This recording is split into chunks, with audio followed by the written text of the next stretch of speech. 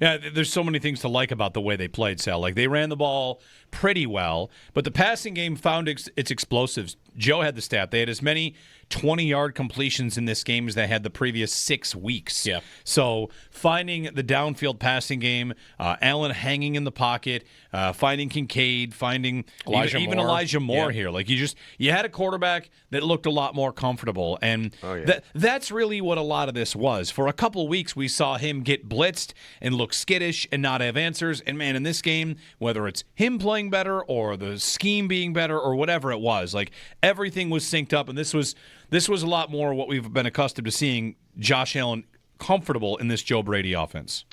I'm glad you said that word comfortable a couple times. It's exactly what I thought. During the game on the broadcast, I said the same thing to Eric and Chris. I said, I just think Josh has looked more comfortable than I've seen him all year.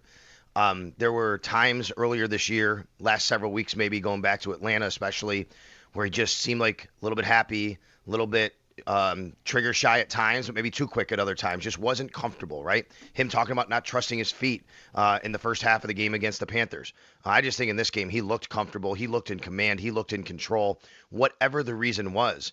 And we also know this isn't a super blitz-happy team. They do a little bit, but they also don't get a ton of pressure, and that probably helped right away, knowing you kind of know what you're going to see when you get up to the line. I think that helps, obviously.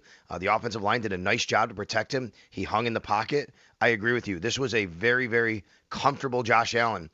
The reigning MVP looked like the league MVP yesterday. I mean, he played like the MVP yesterday. That right there is what, when you have Josh Allen playing like that, I don't care who you're playing or where you're playing them, the Bills are going to be very, very tough to beat.